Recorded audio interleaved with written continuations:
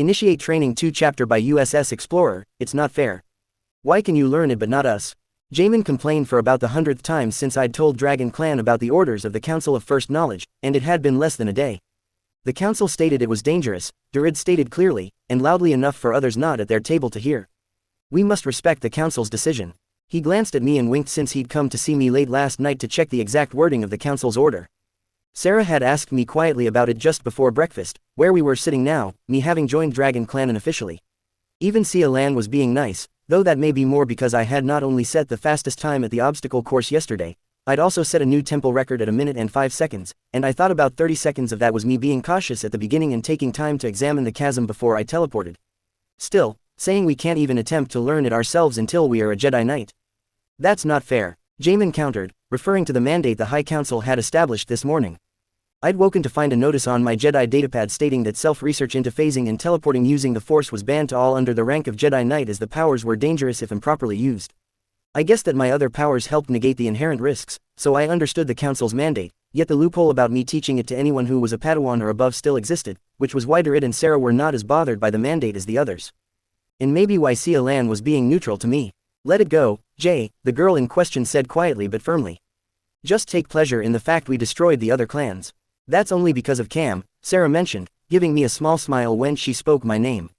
Is that why you like him now? I don't like him, unlike some. Sia Lan sent back, making Sarah's head drop back to her bowl before she turned to look at me. I just admit that I may have been overzealous in my initial opinion of Sean. Someone else figured out that I can teach Padawans and is playing nice to maybe get that chance. Well, thank you for the apology, I said with a smirk before turning back to Durid. What's this about beating the other clans? You didn't know about that. I shook my head and the Togruta boy tapped a few buttons on his datapad before sliding it over to me. I looked at it and saw the final timing for the obstacle course. My time was at the top, nearly 4 minutes ahead of someone called Dolores Vertiel from Katarn Clan, though I couldn't put a face to the name even after months of on and off classes with Katarn Clan. Indeed, outside of Dragon Clan, I couldn't place any of the names on the list of the 4 clans I'd spent time with over the last month. What caught my eye, however, was that next to my name, it stated Dragon as my clan. I looked down the top 20 and was impressed to see Ayla, Sarah, Sia Lan and Funt were all listed. Further examination showed that the top 20 was composed of only a half-dozen clans, all but one of which I had spent time training with at various times over the last half-year. Durid swiped his finger across a part of the screen and the table was replaced by one that showed the average time for each clan, with Dragon a full 30 seconds clear of anyone else. Why am I placed with Dragon? I asked as I handed the pad back to Durid. He shrugged, making his head tails bounce upon his shoulders. No idea, but I'm not complaining. Last year we were 5th out of 10 clans, and the older members were taken as Padawans since then. Honestly, I was expecting us to struggle a bit his year, but Sarah and Ayla did great.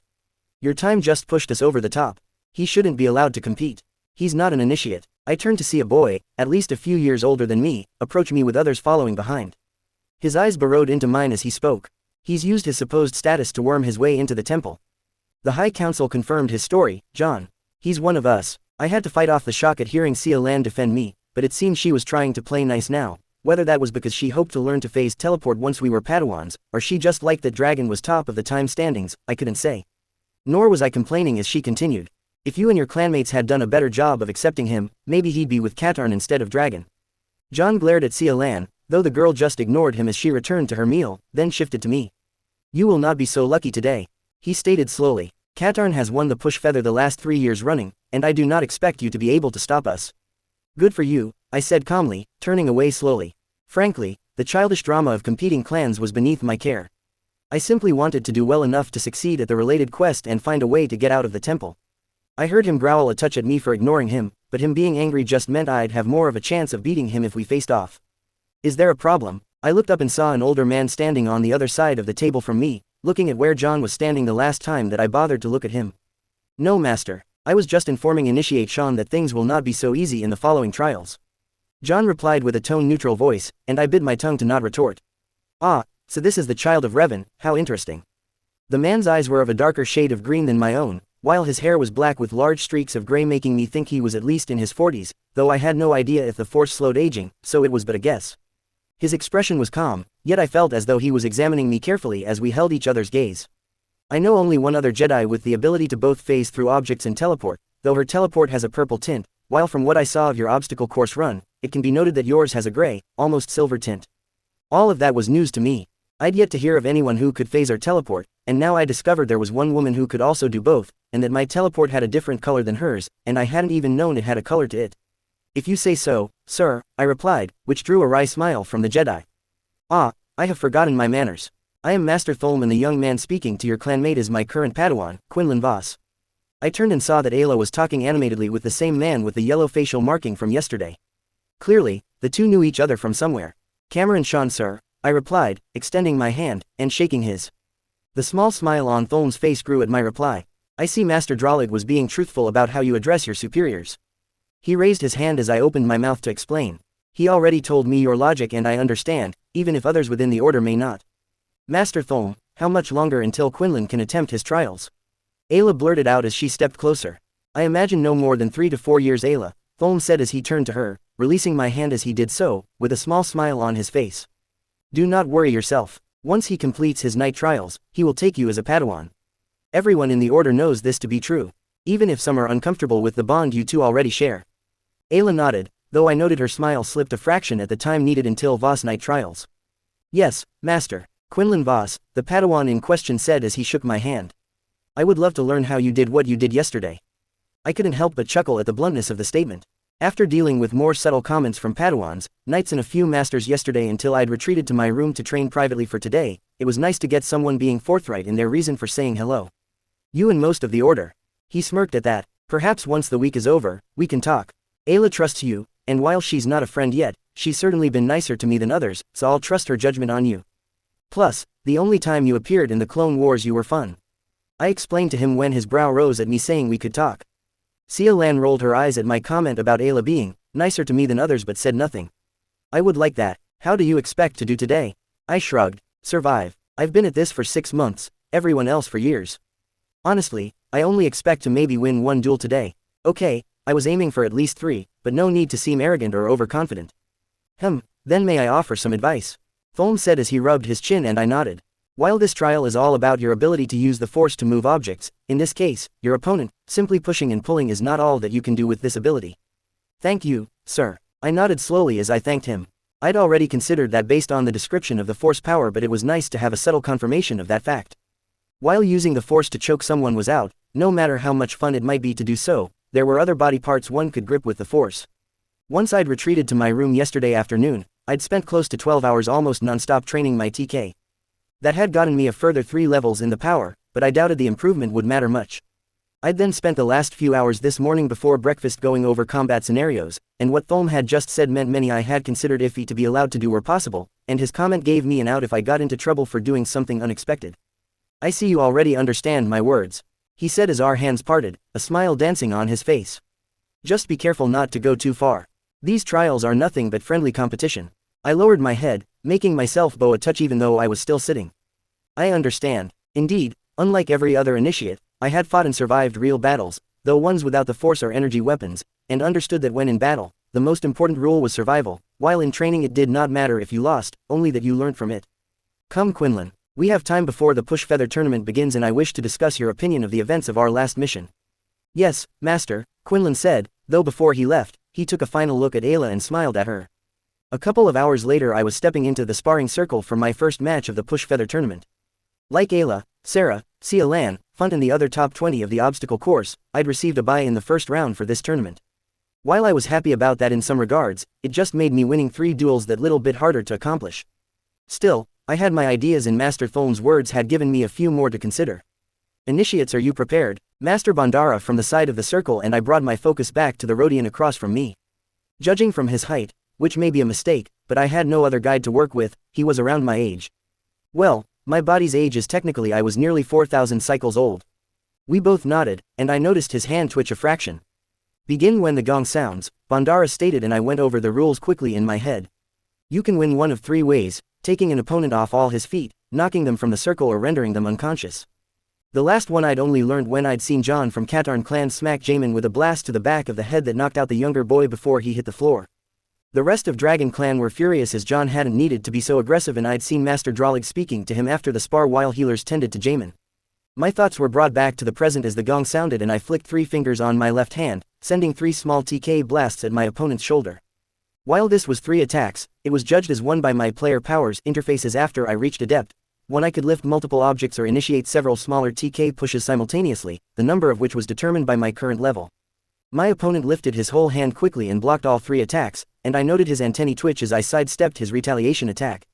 I sent another set of small pushes at him, this time aimed at his arm and chest while I clenched my right fist, using the force to grip his shoe. He blocked 4 of my smaller attacks, but the 5th clipped his arm, making it fail backwards. He snarled, and I grimaced at the smell I detected coming from him. He threw out his hand at me and I instinctively rolled to the side, keeping my fist clenched. As I finished the roll, I saw him prepping for another attack and pulled my fist backwards, taking his foot out from under him. As he hopped in confusion, I pushed my fist out and threw a full-strength TK push at him. I watched in shock as he was lifted clean off the floor and sent flying backwards, out of the circle.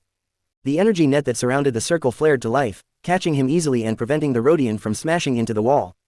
"Winner, Sean," Bandara said as I took a breath and got control of my shock. Standing, I walked over to the Rhodian and extended my hand. "Sorry about that, I didn't think the push was that powerful." The Rhodian's eyes focused on me as his antennae leaned forward. I left my hand out until he sighed and took it, allowing me to help him stand. "It is fine," he said slowly as he allowed me to pull him to his feet. I was unprepared for the push when my leg failed me. "I knew you had a hold of it, but I had not expected the yank you gave it as you finished your roll. That was my mistake." I smiled even as I wished there was a way to block off the smell coming from him. "It wasn't that bad, but it was still off-putting. If I hadn't done that, then you'd have gotten me with your next attack," I replied. It was true. Once the match was finished, I noticed that my roll had taken me to the edge of the circle, meaning another roll or a small push would have taken me out of bounds. The Rhodian gave me a slight nod of acceptance and I left the circle, only to be accosted by my new clanmates. "You won," Sarah said with a smile as they gathered around me. "Don't sound so surprised," I retorted with a smile of my own. "She's not. She's just happy you won as now she doesn't have to clean our dorm for the next few weeks." Sia Lan grunted out and I chuckled at learning they had taken bets on my match. "Isn't gambling for money against the Jedi Code?" I asked, though from what I understood for 6 months of boring-ass lectures on the code and the role of the Jedi, I knew it wasn't. More of a gray area as the Force could help if used correctly for certain forms of gambling.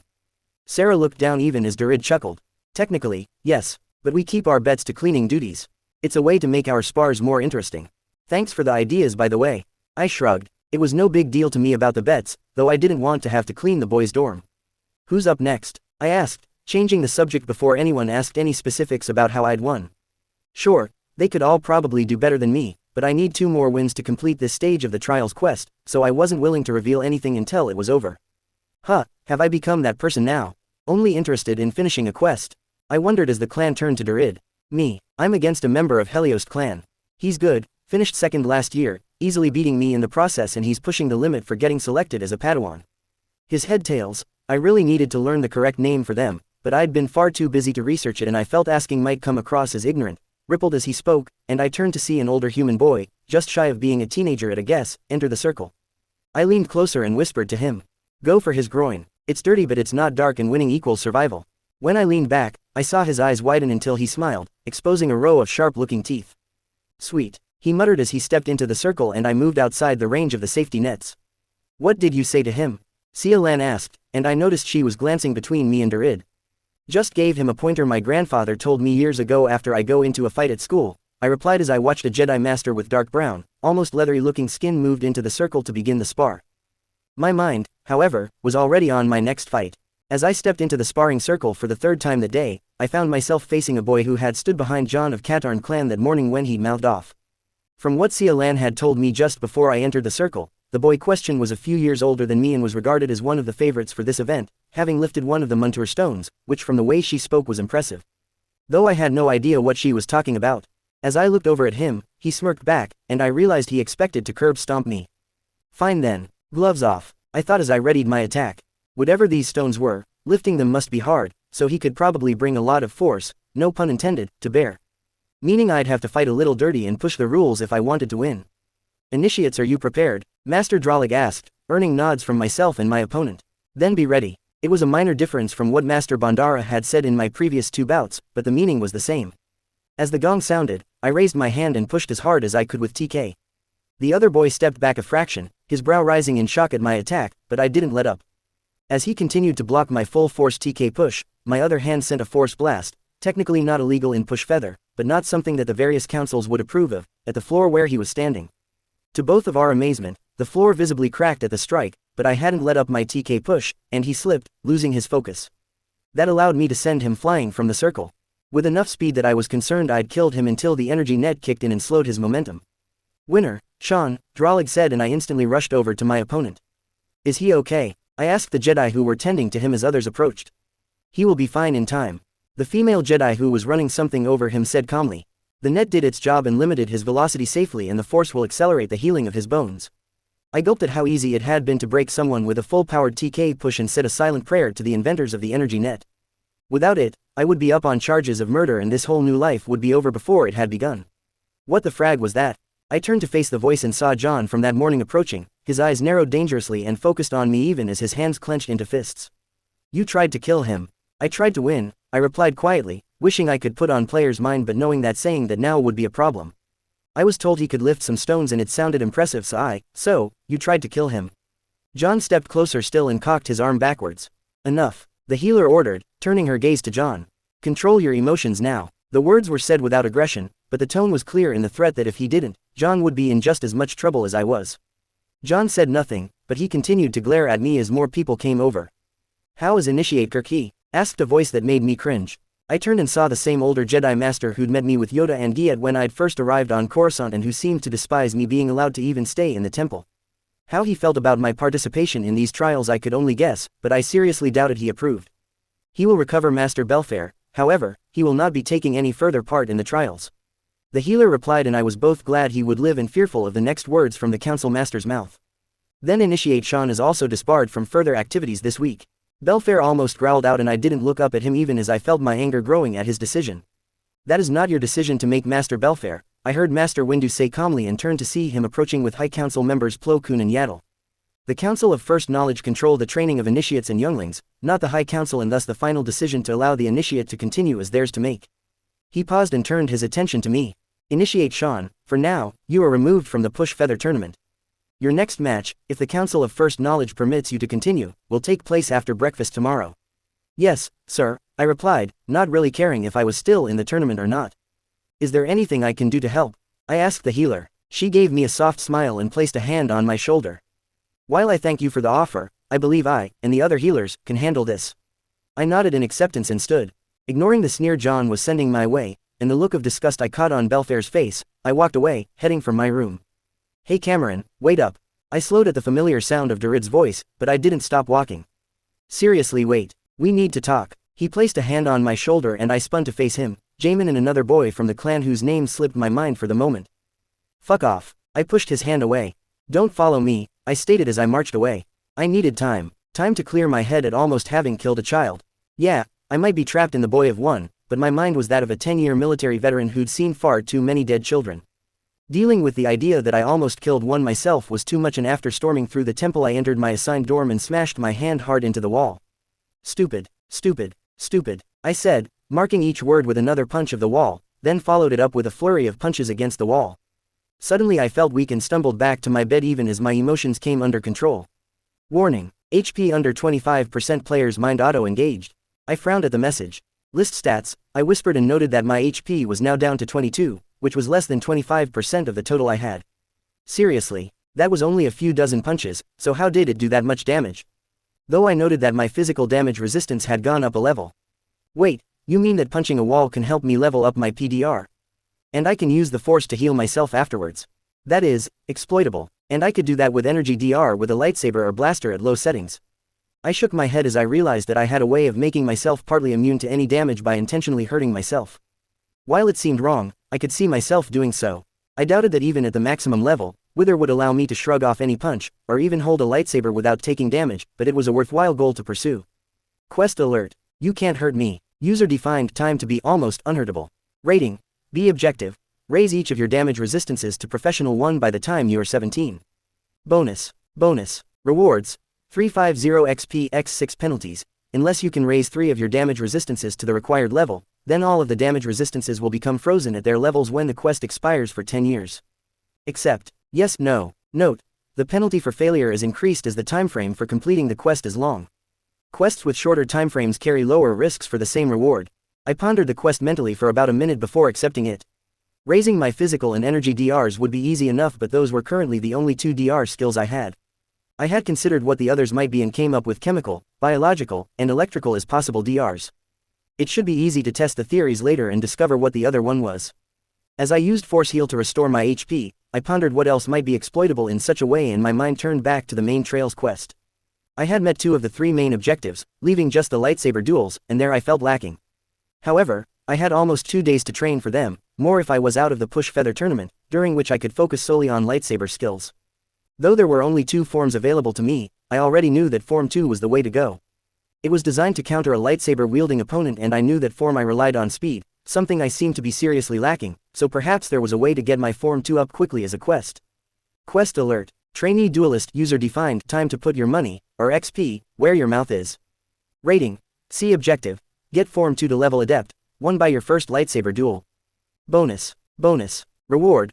1000 XP penalty, 250 XP accept. Yes, no. I smirked as the quest appeared, and I realized that I could exploit this massively to climb levels by dedicating myself to a task or 2 at a time, so I accepted the quest. I figured that thanks to Serenity and only needing to sleep once or twice a month at most, which I had done the night before the trials began, I could spend all of tonight and tomorrow night training nothing but Makashi. That should hopefully get me through the main objective and to one of the bonuses, which I postulated could only be to reach even higher levels in Makashi. I was considering other quests to create once the trials were over when the doorbell chimed. Player mind off, I whispered before raising my voice. Enter. The door opened to reveal Druid and Dragon Clan, even the younger members who weren't taking part in the trials. At least you're being more civil now, Druid said with a smirk as he led his clan into my room, making it very crowded. How come he gets his own room? A girl who I had seen around but never spoken to, her name escaped me for a moment, asked as her gray eyes took in my room. Because he's not a proper initiate, replied Sia Lan with a sigh. And an arrogant laser brain.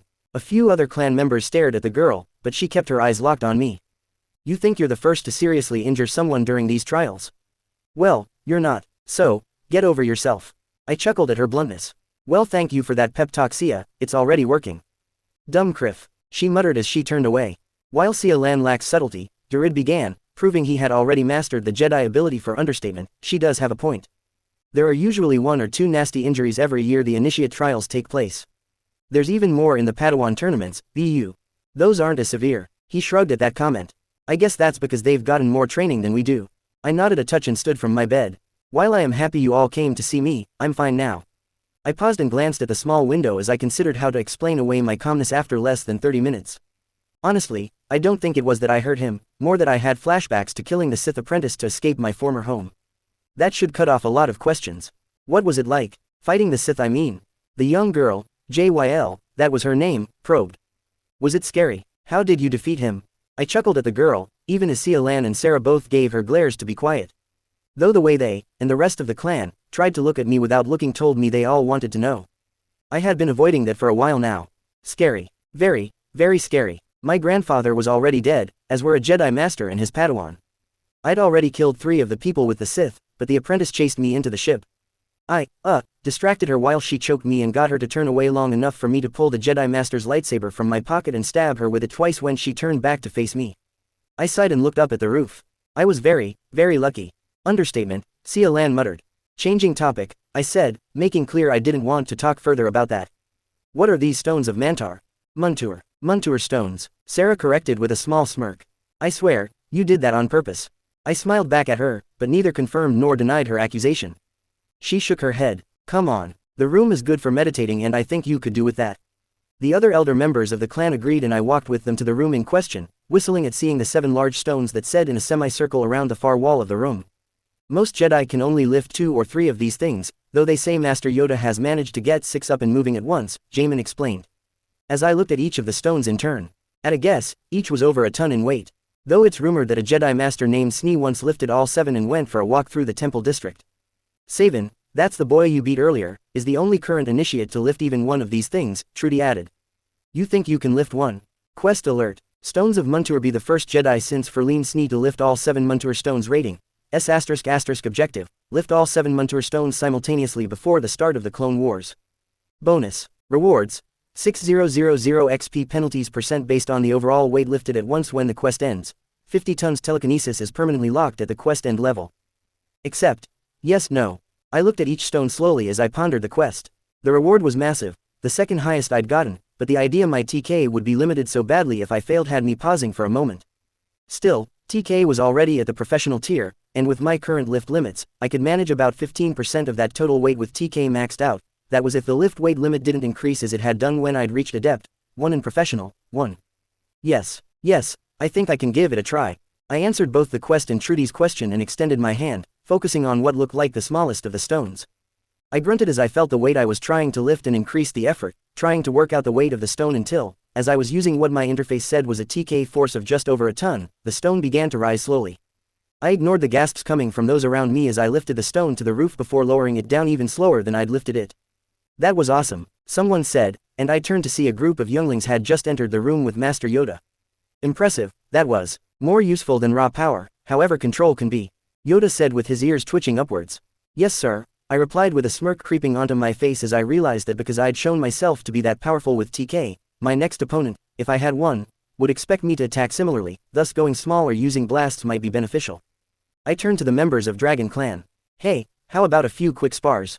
Why not? Druid answered with a shrug. Save for you, me, Jamin and Sia Lan, no one else is still in the push feather. Why not? Beating you never gets old. Sarah added with a grin that made me promise to one day beat her in a spar. Quest alert. Wipe that grin off her face. User defined. One day you have to beat Sarah Keto in a lightsaber duel. Rating. C objective. Defeat Sarah in a spar before either of you becomes a Jedi Knight.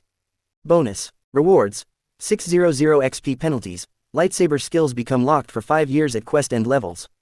Accept. Yes, no. Yes, laugh it up but one day I will trounce you, I replied waving my hand madly around my head.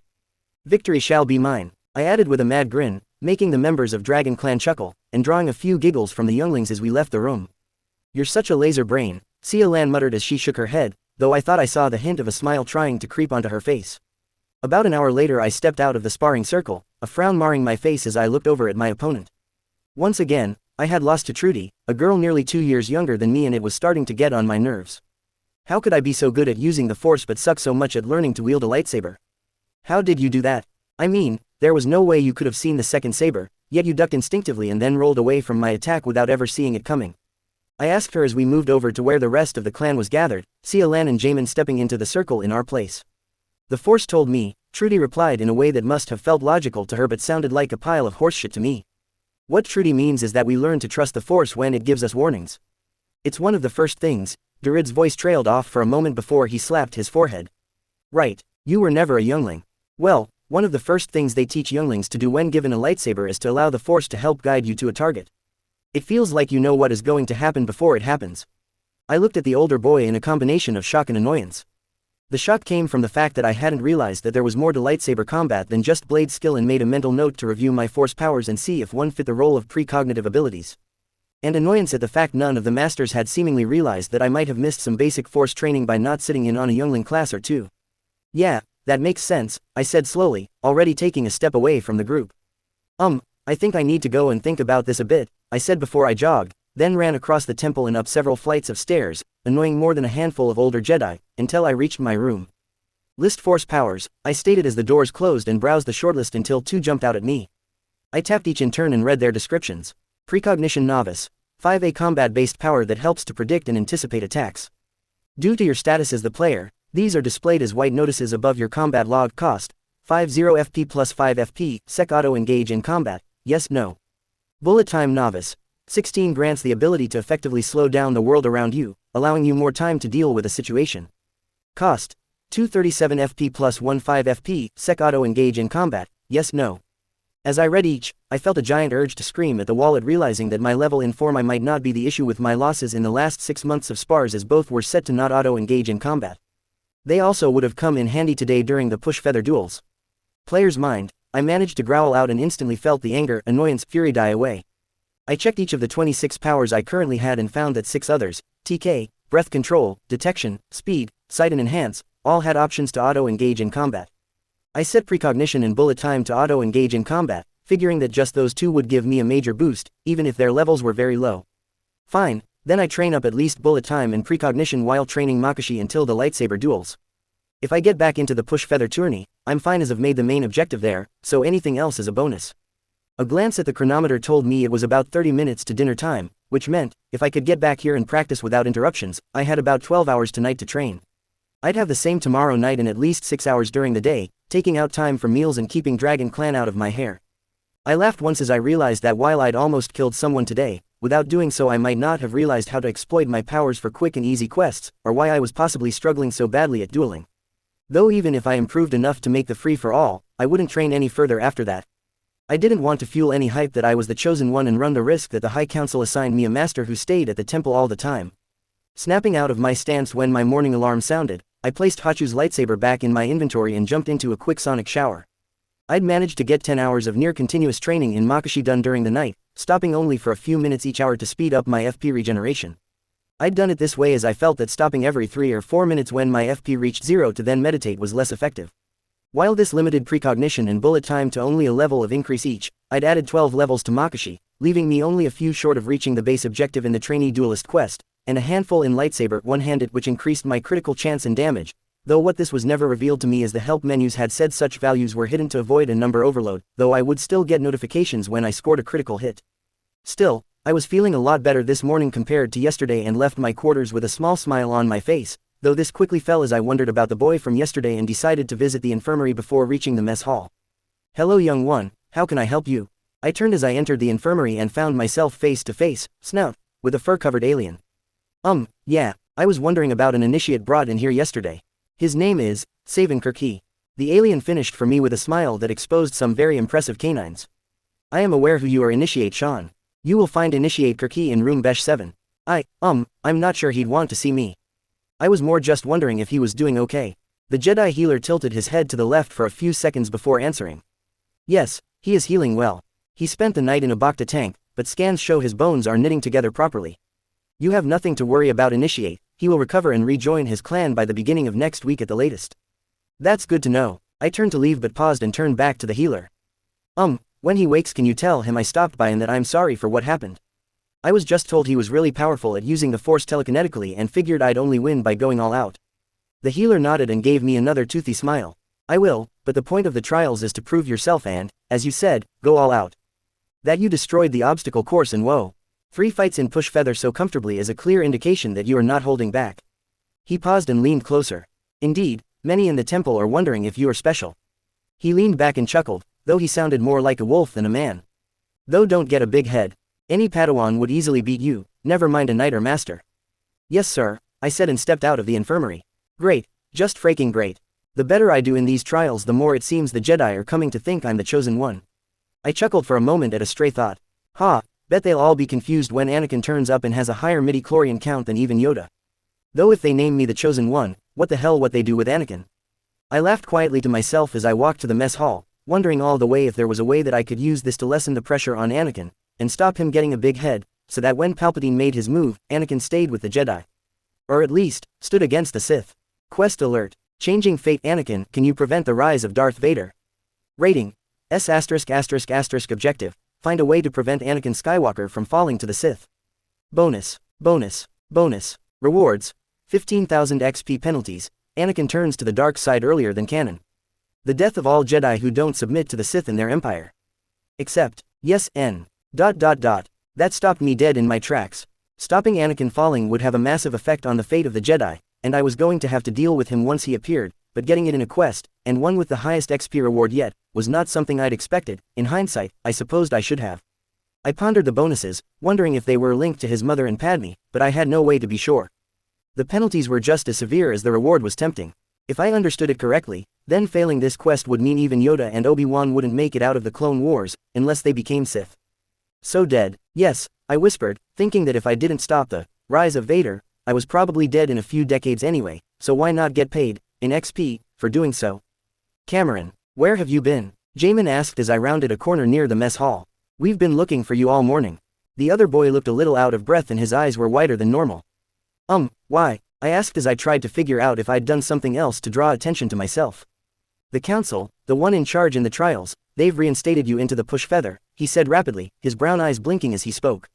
"Okay," I replied slowly, not getting why he seemed so flustered. "And your match is in 5 minutes," he added, and my own eyes shot open. "Right," I said slowly as I turned and the pair of us ran to the sparring circles where the Push Feather duel were being held. "Bloody assholes. Couldn't they have sent me a message or something? I wondered as we weaved around small groups of Jedi or younglings until we reached the hall. You found him, Sarah shouted out as we slid to a stop and passed through the large doorway. Yeah, outside, mess. Jamin explained between breaths. Here, I grabbed you something to eat, Funt said as he handed me a bottle of water and some fruit. Thanks. I quickly devoured the offered food and drink and turned with Dragon Clan as Masters Drolig and Bandara approached. Initiate Sean, it is good of you to join us, Drolig said with a smirk. We were wondering if you had slept in when no one responded to the summons. I mentally cursed as I realized that they had messaged me, and a tap at my waist told me I'd forgotten, again, to take my comm device with me. Sorry, I left my comms in my room, again, and went to the infirmary to check on Savin. I explained, which seemed to please both Jedi Masters. Very well. We suggest you hurry. Your bout is due to begin any minute and Master Dooku is not one to keep waiting. I gulped at realizing Dooku was officiating my bout today and nodded. Yes sir. A quick jog later, and a slightly terrifying glare from the future Sith Lord, I found myself in the dueling circle once more. Prepare yourselves, Dooku said slowly, calmly, yet still sounding utterly imposing.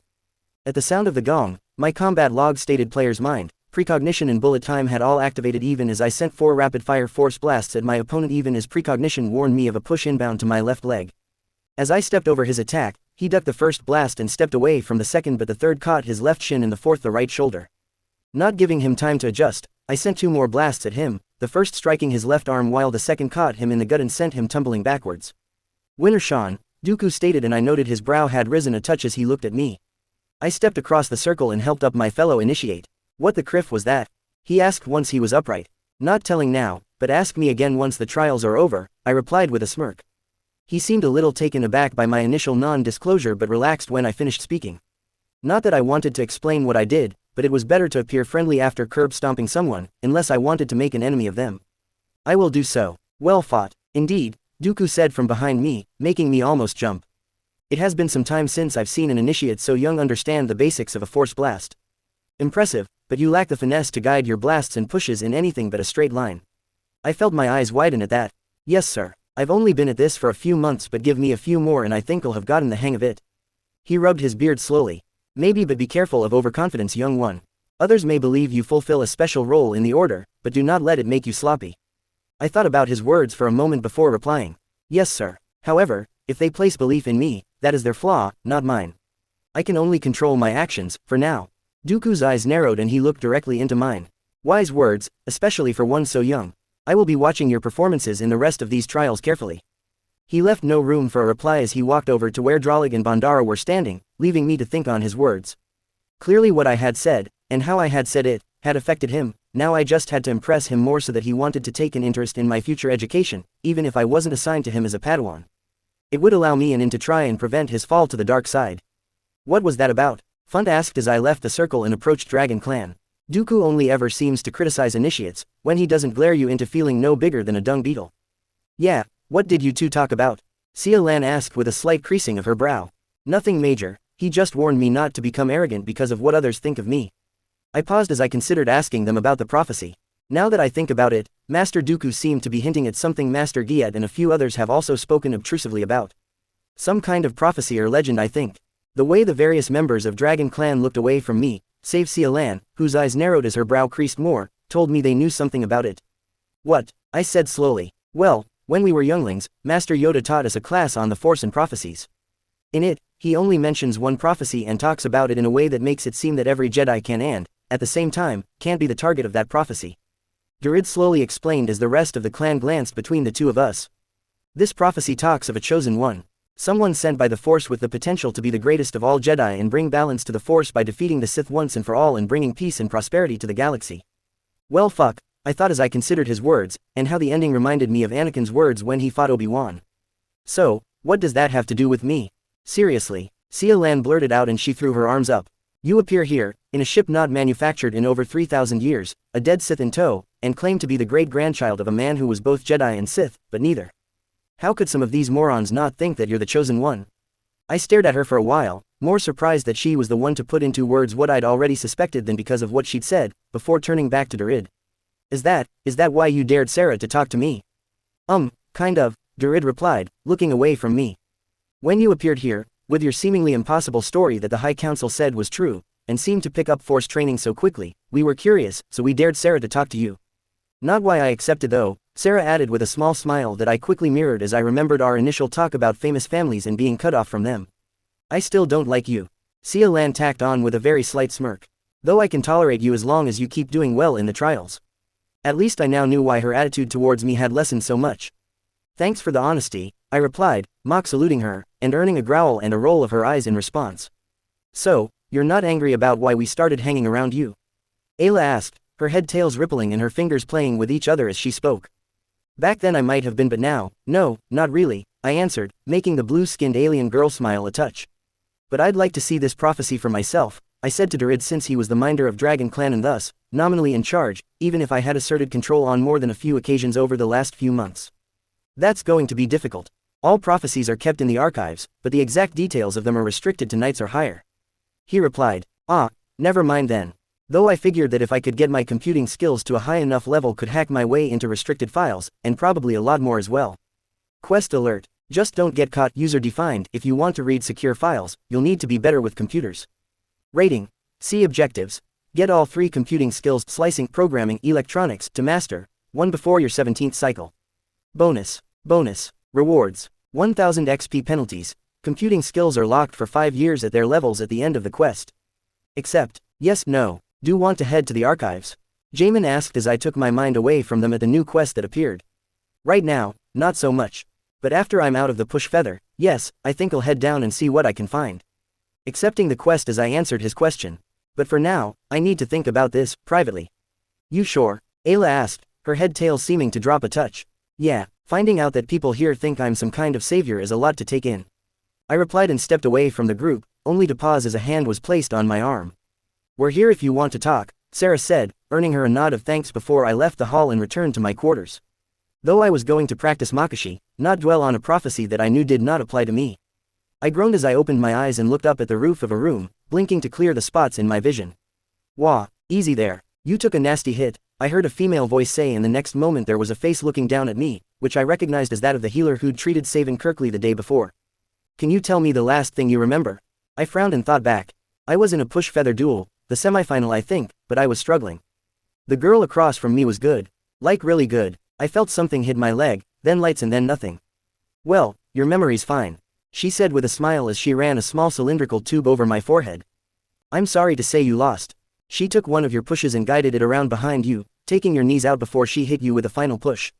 That's why you're here actually. You hit the ground hard and we had to be sure there was no damage. Thankfully the scans say you are fine, save for a mild headache. How do you feel? Any blurred vision or inability to focus? I shook my head and she smiled before slowly helping me sit up. What about now? Does anything feel wrong? Nope, I feel fine, I replied, wanting to get some privacy so I could call up my stats and see if it said anything about injuries. I might have said I was fine, but something felt a little off. Can I return to my friends? Her smile grew a touch at my words. You could, but like most of the temple, they are sound asleep. She pointed at the wall to my right and I glanced up there to see the clock said it was just past 2300. How long was I out? I asked, worried I'd missed the lightsaber duel and failed the trainee duelist quest. Only a few hours, but I'd prefer you rest up her tonight. Can't I go back to my room? I promise I won't leave.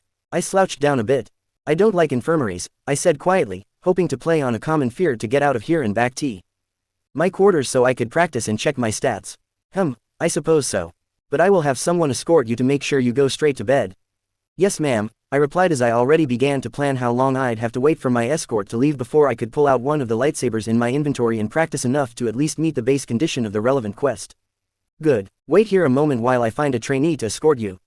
List stats, came from my mouth quietly the moment she left the room and the doors closed behind her. I frowned when I saw that every numerical value was down a touch and scrolled down until I came to the end of the list. Injuries. Mild concussion, 16 hours 34 minutes and 51 seconds heal. This results in a 10% decrease in all stats and their derived values. Can be healed for 500 FP. I noted that the number beside the injury was decreasing, meaning that if I just left it, I would be weakened until midday tomorrow. Curious about the way the word heal was emphasized, I pressed it where it was floating and watched as a new pop-up appeared. Mild concussion can be healed with force heal. Cost. 500 FP heal. Yes, no, yes, I said instantly and watched as the injury disappeared and my stats and derived values all returned to their proper levels. Well, that's exploitable, and not just for me. I muttered as I slid off the bed I was on and waved away my stats. I imagine that restoring lost limbs is not possible, but pretty much any other injury is curable with enough force points. Does that mean I can save Ki-gon even after he's stabbed by Maul? Quest alert. Changing fate Qui-Gon Jinn, can you delay the death of Jedi Master Qui-Gon Jinn? Rating. B objective. Prevent Qui-Gon's death at the hands of Darth Maul bonus. Rewards. 2000 XP penalties, Qui-Gon still dies. Massive loss of reputation with Anakin Skywalker and Obi-Wan Kenobi, minus 500 accept. Yes no, well, that's easy. Yes, I mumbled. Saving Qui-Gon would help with Anakin. Plus, I was a fan of Liam Neeson. Though now I found myself wondering why the temple scanners had only detected a mild headache when I actually had a concussion. Was something about my unique powers interfering with the scanner? I didn't have time to ponder that as the doors opened and the healer returned with a green-skinned girl who looked to be in her mid-teens. This is Wishadari. She will escort you back to your room and make sure you rest. The healer was speaking to both of us and I nodded in understanding, even if I planned to get this girl to leave ASAP. As we left the infirmary I looked up at the teen. Forgive me, but I've never seen you before. What race are you? Wisha looked down at me with her orange eyes. I am a Mirielon and you would not see many of my kind in the order. While my race may produce many force sensitives, we have an understanding with the High Council that only a Mirielon may train another in the ways of the Jedi. My master is Luminara Unduli, the only Mirielon Jedi master currently. Okay, I'm still getting used to meeting new races. I replied honestly. Before arriving here, I lived with my grandfather on a farm. All our neighbors were human. I wasn't sure if that was true, but it was a solid cover story that I'd used a few times already and seemed to have been bought by the Jedi. Mirielans are what is classed as near human. We are biologically compatible with our major difference being we have far higher flexibility than your average human. Wisha explained without me asking or wanting her to do so. Okay, I had no follow-up to that. Well, not any that an 8-year-old Jedi initiate should have. We walked in silence from then on until we arrived at my assigned quarters. I will remain here until I am certain you are sleeping, Wisha stated in what I assumed she thought was a commanding voice but failed to have any effect on me. Okay, night. I slipped into my room, and after washing, slid under the covers. Since I could entrain Makashi until Wisha left, but I had no intention of sleeping, I activated precognition and waited quietly until it drained my FP. Once that happened, I meditated until my FP was full and then sent a pulse with force detection which, while adding lots of force user pulses to my mini-map, showed that no one was directly outside my door. As I slid out of bed, I pulled Hachu's lightsaber from my inventory and got to work on training for the last part of the trials. Cameron, where were you? We went to the infirmary this morning, but the healer on duty said you weren't there. Jamin asked as he saw me approach the table where Dragon Clan gathered. The rest of the clan turned at his shouting out my name. My quarters. The healer last night said I was free to go and rest in my room. I replied as I sat down between him and Ayla. Okay, so I'd not slept and trained Makashi up to Adept 1, meeting the basic objective of trainee duelist. The levels in Makashi and lightsaber, one-handed, had lifted my total skill levels to over 6,000, granting me another stat point, and after spending one each on STR, AGI and VIT, I had one left over as a spare. Are you sure you're okay? Ayla asked as she placed her hand on my forearm. I turned and smiled at her, though I noted Sarah's brow had dropped as she looked at Ayla and me. Yeah, I'm fine. Though sleeping through today's events might not have been a bad thing. I chuckled at my bad joke. While I was still not overly hopeful of making the free-for-all, I did hope I'd win at least my first duel. Though my plans involved not actively showing my improvement in Makashi unless I absolutely had to. The rules on the duel stated the ways to win and what was banned, but none of the force powers I had learned developed since arriving in this universe were on that list, meaning I had more than a few ideas about winning that weren't lightsaber focused. Hey, at least it'll be over quick, suggested Sia Lan with a smirk. And we finished third as a clan in Push Feather thanks to you and Sia Lan, Durid added as his head tails bounced around. Getting both of you to the semis was great. Well now it's up to the rest of you, I said as I picked up a pear-looking fruit called Shura. I think I've more than earned my keep. Our best bets are the girls and Durid, Jamin commented and I had to agree. Durid was excellent at Form I, and fast too. Sia Lan, Ayla and Sarah were all very comfortable with Ataru, though Sarah's training in Jarkai was useless in these duels as it was a single-bladed lightsaber per duelist. Jamin was competent with Sorazu, but he didn't have the stamina or discipline to last for long while Funt was aiming more to be a healer than a swordsman and spent most of his time using Neiman, which I'd come to regard as something of a fallback for those who weren't comfortable with fighting or wished to pursue other avenues of being a Jedi. Hey, everyone's doing fine. From what I can tell, you guys are the youngest clan to be taking part. I countered, hoping to raise his spirits as Jamin. Truthfully, he'd been near the bottom of both the obstacle course and Push Feather and I was concerned this would somehow affect his chances of being taken as a Padawan. I'd asked them about how Padawans were selected before the trials had begun and I'd learned that only about half of the initiates were taken by a Jedi, the rest were assigned to one of 4 corps. Nominally, this was to keep them with the order but to me, it hinted at both tossing them aside when they were found to be lacking while keeping them under the control of the Order. I could be wrong about their motives, but that was how my military mind saw things, and even without knowing that war was coming, it seemed stupid for the Jedi to limit their numbers so massively.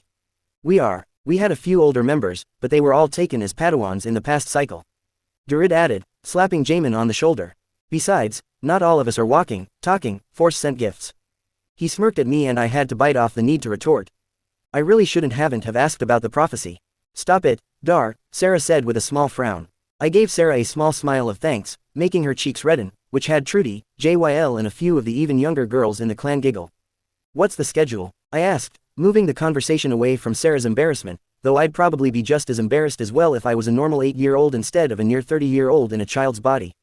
Honestly, it was little things like this that still made me uneasy around my fellow initiates, but I felt that making friends with them now would be useful later if I couldn't slow or prevent the Clone Wars and the rise of the Sith.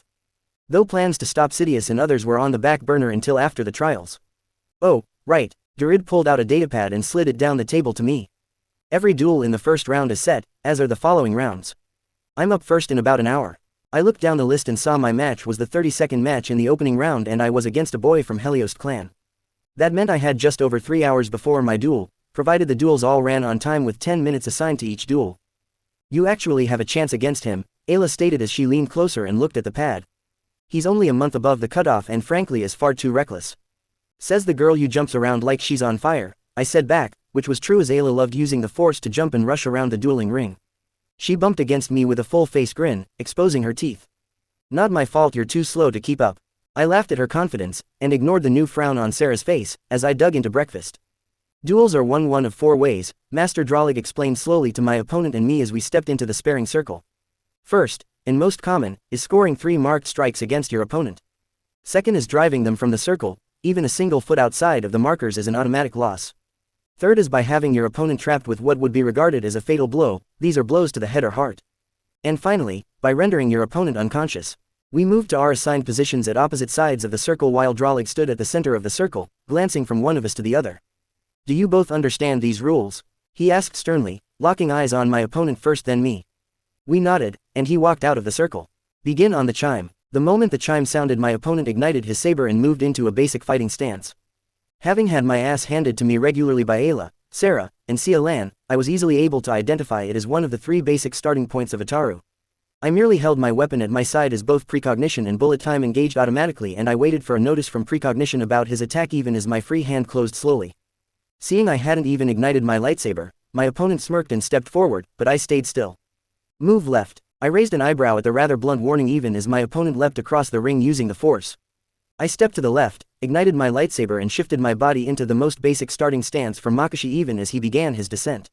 He twisted in midair to bring his blade down upon me, and I raised my own to parry the attack away from my body as late as I felt safe doing so.